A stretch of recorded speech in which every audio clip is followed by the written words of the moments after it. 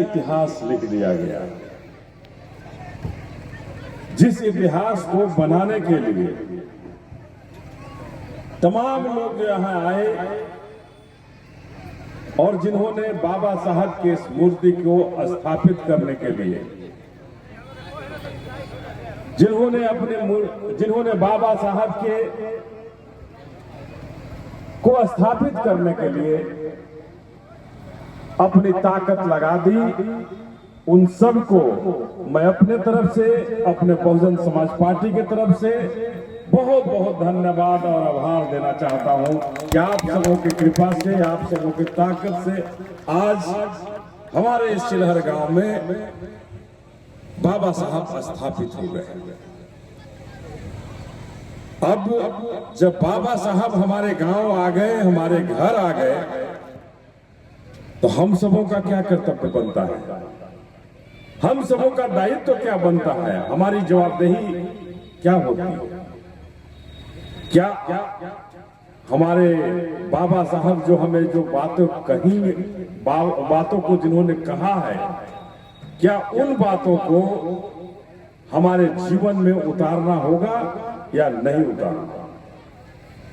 आज बाबा साहब को जब आपने स्थापित किया तो क्या यह सोचकर स्थापित किया कि बाबा साहब की एक एक बात हमारे चिल्हर गांव में गूंजेगा और हर बात बाबा साहब का हम मान करके बाबा साहब के सपनों का भारत बनाएंगे? तो हम यही कहना चाहते हैं कि बाबा साहब ने सबसे पहले हमारे समाज को ही नहीं, सबों को कहा कि शिक्षित बनो।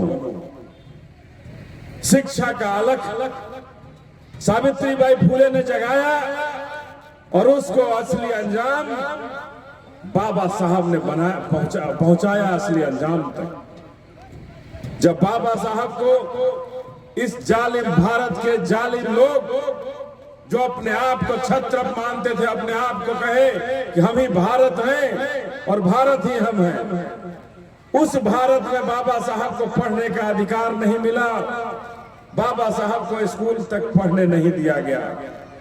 लेकिन आज वही बाबा साहब धन्य है जिसको इस भारत में पढ़ने नहीं दिया गया स्कूल के अंदर में।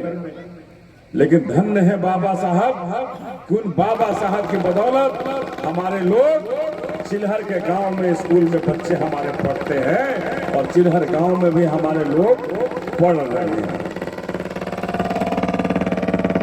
हमारी माताएं बहनें आज अगर कुर्सी पर बैठी हैं, हमारी बेटियां, हमारी बहनें अगर स्कूल जा रही हैं, स्कूल के अंदर पढ़ रही हैं, तो ये देन किसी भगवान का देन नहीं है, ये देन नेहरू का, ये देन गांधी का नहीं है, ये देन हमारे बाबा साहब का देन है, जिसके बदौलत हमारे बच्चे स्कूल पढ़ पा रहे हैं, स्कूल के अंदर जा पा रहे हैं।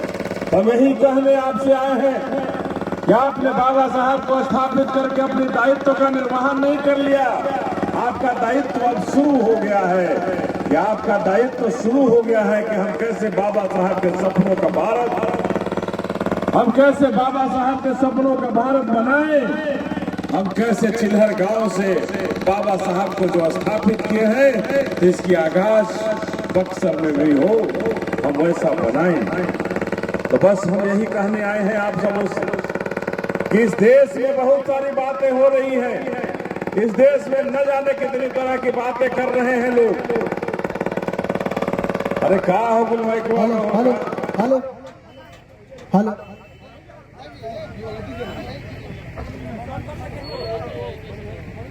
माइक में क्या कर दले बड़ा लोग, इहो में जय श्री राम घुसा दले लोग का हो। हम आइल वाले कहे कि हम बाबा साहब को स्थापित किए हैं, तो हमारी जवाबदेही निश्चित रूप से बढ़ी है और उस जवाबदेही के अंदर हम ये कहना चाहते हैं आप सबों से कि उस जवाबदेही के अंदर हम सबों को देखना होगा, हम सबों की असली परीक्षा अब आएगी। देश में तरह तरह की बातें हो रही है, देश में कोई कह रहा है एक देश एक चुनाव, वन नेशन वन इलेक्शन की बात देश में उठ रही है। देश के प्रधानमंत्री कह रहे हैं कि एक देश एक चुनाव होना चाहिए। कहा था लोग नो, और ललका गमछवा वाला लोग कि एक देश एक चुनाव कहा था बाबा, लेकिन ये कभी नहीं कह रहा वो लोग कि एक देश वन नेशन वन एजुकेशन, एक देश एक तरह की शिक्षा, ये वो लोग नहीं कह रहे हैं। लेकिन हम बाबा साहब को मानने वाले लोग हैं। बाबा साहब कभी नहीं कहते थे, कभी नहीं चाहते थे कि भारत में दो तरह की शिक्षा नीति फिर से बने। अंग्रेजों को भगाया गया। जहां हमारे हिंदू समाज में जो शूद्र थे, माताओं और बहनों को, महिलाओं को कभी पढ़ने का अधिकार नहीं इस भारत में मिला, उस अधिकार को बाबा साहब ने एक सुंदर संविधान बनाकर हमें वो अधिकार दिया कि जाकर पढ़ो, और तुम्हारे भाग्य का तकदीर खोल दिए हैं, तुम जाकर आगे बढ़ो। तो आज फिर से वही ताला बंद होने जा रहा है। उन प्राइवेट विद्यालयों को देखिए, शिक्षा का स्तर खत्म किया जा रहा है, शिक्षक खत्म किए जा रहे हैं, और देश में वन नेशन वन इलेक्शन की बात हो रही है, लेकिन वन एजुकेशन की बात नहीं कर रहे।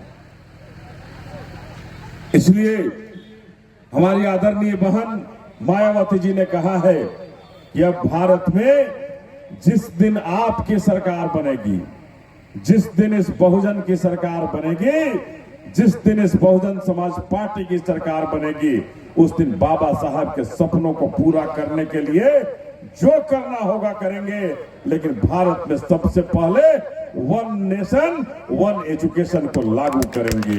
वन नेशन वन एजुकेशन कि अगर यहाँ का विधायक जो पूर्व हो वर्तमान हो अपने बेटा को प्राइवेट स्कूल में भेज के पढ़ाएगा, जयपुर दिल्ली या लंदन में पढ़ाएगा, यहाँ का सांसद का बेटा दिल्ली लंदन पढ़ेगा, और हमारा बेटा चिल्हर के गांव में, हमारी बेटी चिल्हर के गांव में पढ़ेगी, वहां खिचड़ी खाने की व्यवस्था होगी, वहां शिक्षक की व्यवस्था नहीं होगी। ये बाबा साहब नहीं चाहते थे।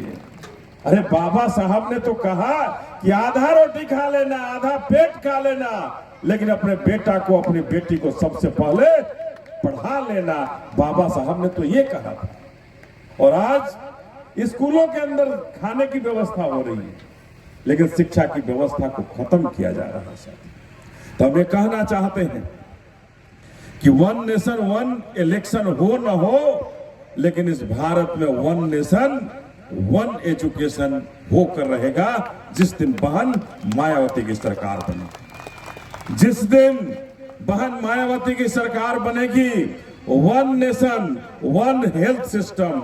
आज अगर अस्पताल की व्यवस्था होगी तो हम चिल्हर के लोग राजपुर में जाएंगे इलाज कराने, इटाढ़ी में जाएंगे इलाज कराने, तो हमने के माता बहन के कोई इलाज होता है इटाढ़ी में? हो जाए इलाज कि बक्सर